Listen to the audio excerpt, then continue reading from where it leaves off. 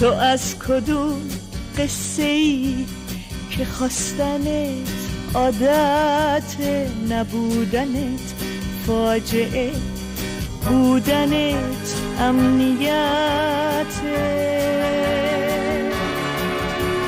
تو از کدوم سرزمین، تو از کدوم هوایی که از قبیله من یه آسمون جدایی.